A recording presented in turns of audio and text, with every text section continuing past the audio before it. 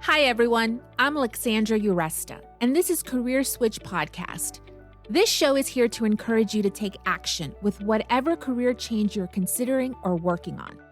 Maybe you're trying to switch industries or professions or break out on your own and start a business. In some episodes, I talk to people who've made their own career switch, whether by choice or circumstance. They share the good, the bad, and the truth about their journey, including what worked for them and what didn't. In other episodes, I speak with experts who offer their best career advice on challenges that can come up during the process of making a career change. After all, it takes guts to switch things up, and it's not easy. However, it is possible. So, I hope you hear something in this episode, an idea, a suggestion, a piece of advice that'll spur you into action with your own career switch, whether it's taking that first bold step or trying something new. Welcome. I'm glad you're here. In today's episode, I speak with Ellen Torreyson, a career mindset coach who helps women love their career, whether it's the career they're in or figuring out their career switch. Ellen helps her clients challenge their beliefs and get real about why they want to make a career change and how they go about it. She fills us in on the major mistakes she sees with her clients and how to avoid them. Hi, Ellen. Thanks for joining us today. Let's dive in. You coach women, many of them in senior leadership roles, who are looking to make a career change. What is one big mistake you see these women make when they come to you and they're thinking about a career switch? One of the things I see most often is they will come to me thinking the career switch is going to make them happier. They think that changing their circumstances will make them happier, but what ends up happening is they just get themselves into another situation, and then a year later, they figure out they're still unhappy. I have a client who is the top salesperson at her company, and she came to me saying she hates sales and wants to get out of sales. But once we got clear on what exactly she didn't like about sales and questioned some of the stories she was telling herself, we unwound the fact that she doesn't hate sales at all. She just doesn't like her employer. Now, why is it a mistake to think that changing your circumstances will make you happier? The career change might help make you happy, but happiness is a feeling that comes from your thoughts about whatever is happening. It's your thoughts about your career. It's the thoughts about the employer you work for or the boss that you work for. And people get confused and think that if they change their situation or their circumstance, meaning the boss, the job, the career, that by itself will create the happiness. But that's incorrect. The happiness comes from your thoughts about the thing. Something for your listeners to think about is, do I really want a career switch? And just being super clear on why, like what you think a career switch is going to do for you. Or is it that you're in the wrong role at your employer? And just be open to exploring what it is you're after before you officially decide that the career switch is what's going to make you happy, knowing that it's going to be your thoughts at the end of the day about the career. Okay, so how do you help your clients with this mentality that a career switch will make them happy? So the first thing I work on with all my clients is awareness. Awareness of the stories they tell themselves about various aspects of their life, what they make conversations and situations mean, how those stories are impacting their day-to-day.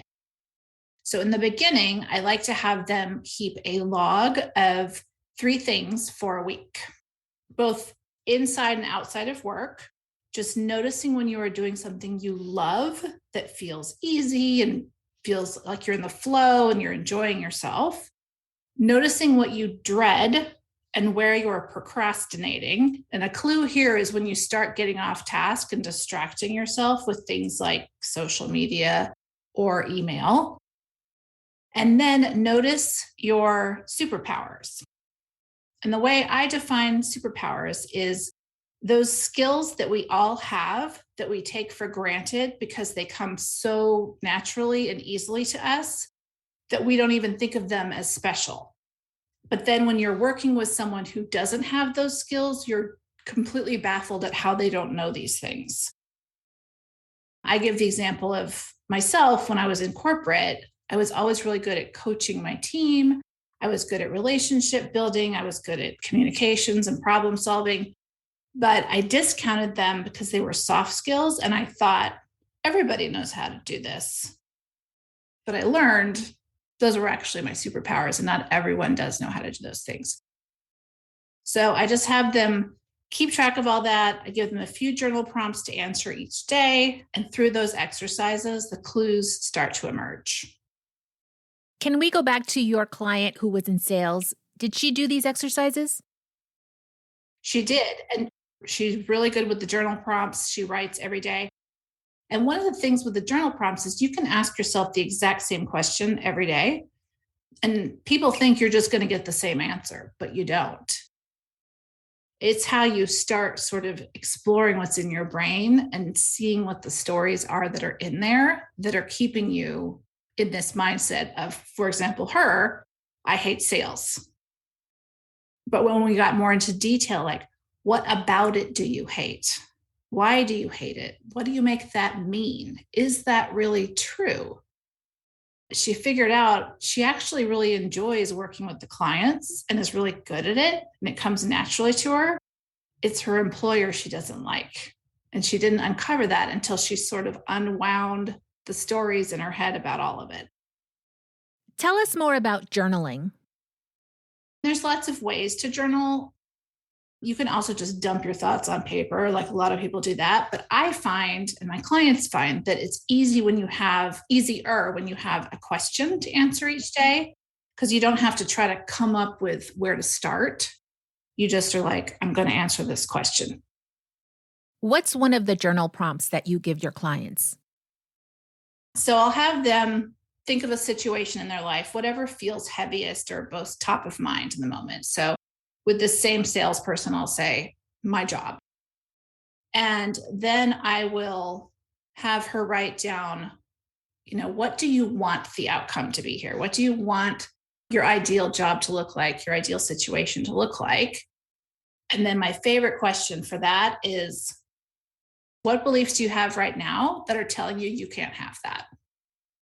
Because then you start to see real quick where you're getting in your own way. So a question like that flips your thinking because you're so caught up with your thoughts that a question like that will stop you and force you to rework your thinking. We all have these beliefs. A belief is just a thought you've practiced over and over and over. People just say them so casually, like, well, I've just always been this way. So then they act like it's not changeable because it's just the way it is. But the truth of the matter is that it's not a fact. It's just a thought you've practiced a whole heck of a lot that you're treating as a fact, and it's getting in your way. And what are some other beliefs your clients have that get in the way? They think they're going to have to start all over. So depending on what it is, like, I have to go back to school, I have to get this certification, I have to know how to use this software or tool. Depending on how old they are, they're too old, which is so funny because I have women who are 30 say that, and I have women who are 60 say that. It's, again, it's just a thought they have. They worry what people are going to think. So, like, what are all my colleagues going to say that I worked with for the last 20 years? What is my husband going to say, or my family? They tell them stories about the job market. So they read one article on one web page one time with someone's opinion, and now they've decided that means the job market's terrible, for example. So they use it against themselves. They're afraid to fail and or end up in a worse situation. Like, what if the boss I go to work for ends up being worse than this one? They also worry about maintaining their lifestyle, which translates to money, like having the same life that they're accustomed to financially. Wow, thanks for that list, Ellen. What are some ways that you help your clients overcome these particular concerns? So with maintaining their lifestyle, I can think of multiple clients because I think I hear this from every single person. So the one thing they all had in common, they all fretted about having enough money, being able to pay bills, maintain the same level that they were used to. And then they all had something different. So the differences were one was talking about quitting with 5 weeks of pay saved up and thinking that that was all she needed. One had a year's worth and one had 16 months worth of expenses saved up. What they all had in common is that none of them had done the math. And they were all fretting about it and delaying taking action from the drama they had about the money, but none of them had done an actual spreadsheet. So I encourage them to separate math from drama. Because it's like they would spend weeks and months like, oh, I just can't do this until I XYZ. And I'm like, have you run the numbers? And then they look at the numbers. They're like, oh, I have 16 months in the bank. I didn't even realize. So I definitely encourage people to separate out facts, which in this case is actual numbers on paper, from drama, all those thoughts we have in our heads keeping us from doing things. And what about a woman who's concerned about what others might think of her? We're all trying to avoid feeling uncomfortable. I'm giving my own self as an example here because I have roughly 900 LinkedIn connections. I was in corporate for over 20 years. I did not want to put that information up there that I was now a coach. I thought they were going to gossip about me or make fun of me, even though I would have no way of knowing. And even though their opinion doesn't matter to me. When I did put that information up there, the number of supportive and complimentary messages I got really surprised me. So I'm just sharing that as an example of how our own thoughts get in the way. The reality is often so different. So what I have them do is just look at like, what are you afraid of happening? What is the likelihood that that's actually going to happen? And are you willing to accept the discomfort of what people might think versus the discomfort of not taking action on your dreams? Because either way, it's uncomfortable. Oh, okay. So taking that chance is uncomfortable, but then also staying in the same situation is uncomfortable. Right. And in one scenario, you win. Yes, so true. All right. We've covered one major mistake you typically see with your clients before making a career switch. What is another big mistake you see your clients make when they actually start their career switch? What most people do is I see them scroll the job boards. They scroll and scroll and scroll and find all the reasons why they can't do a new job, and then they give up. Or they update their resume and apply and usually don't hear back on that first one, and they give up. Or they do get a job, and it's often as a result of searching for a change from this place of urgency and panic. I've got to get out of here right now. I can't take another day of this. And when we are in panicked fight or flight state of mind, we aren't making our best decisions. So this is how women often end up finding themselves right back in the same type of situation a year later. And how do you address these obstacles? I like to help them figure out who they really are and what they really want first, instead of just, I'm going to do my resume and I'm going to check these boxes to do these networking strategies or these LinkedIn strategies or whatever to get another job that looks a heck of a lot like the one I have right now. So I help them figure out who they are and what they want and why they want it. So instead of being in that panicky fight or flight energy when they're looking, they're in this energized, motivated, totally like not questioning themselves, not wondering if they're making the right decision place as they go about their search. At the end of the day, it's a human going through all of this, having a human experience. So I like to address the human experience first. Then once we get that all solid, then we can address the strategies. So once a client knows what new career aligns with them, what are some other challenges that can come up? So some of the other things I see are they want the process to go perfectly. Like I said, no failure, no wrong decisions, but it keeps them from taking action. They may feel guilty, such as, I'm so fortunate to even have a job. I'm fortunate to make the kind of money I make. I shouldn't complain. I shouldn't want to change careers. I shouldn't want more. I have so much. Because, so much of that is culturally kind of drilled into us to appreciate what you have and not complain.